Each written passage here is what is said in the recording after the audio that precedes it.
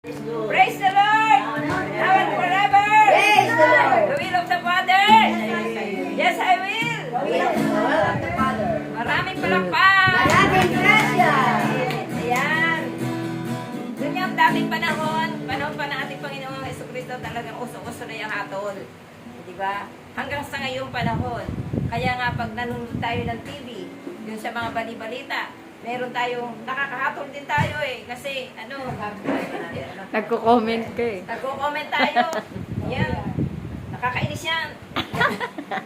Naku, hindi matama tayo nasabi niya. Ganyan tayo, di ba?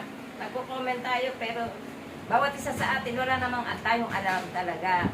Ang tanging nakakaalam lang yan ay ang ating Panginoon. Kaya nga, ang pinapanalangin ko, Lord, ipakita mo sa amin ang katotohanan.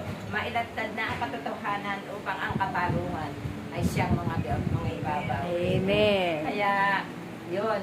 Sa atin naman paglilingkod, sabi nga, habang tayo ay kaya pa natin lumakad, sabi nga ng ating kapatid, meron pa tayong lakas para lumakad, meron pa tayong lakas para itaas ang kamay, meron pa tayong mga tinig na dapat nating ipagsigawan na ang Diyos ay buhay upang ibahagi natin ang kanyang mabuting balita. Huwag na nating intayin na tayo ay mawala ng lakas bago tayo maglingkod, yung uugod-ugod na hindi na tayo kaya magpuri sa ating Panginoon. Kaya, yan. Napakarami ng biyayang ipinagkakalog sa atin ng ating Panginoon. Sa ating paghayo, binibigyan pa tayo ng kalakasan, ng mabuting kalusugan, at ipinoprovide pa ang lahat ng ating pangangailangan. Kaya naman, patuloy lang tayo sa paghayo, kapag tayo inutusan, yes lang ng yes. Yes, Lord. Yes, Lord. Yes, Lord. Amen? Amen. Maglingkod tayo sa Panginoon. Ay, sabi nga, maglingkod tayo sa Panginoon. Maglingkod tayo sa Panginoon.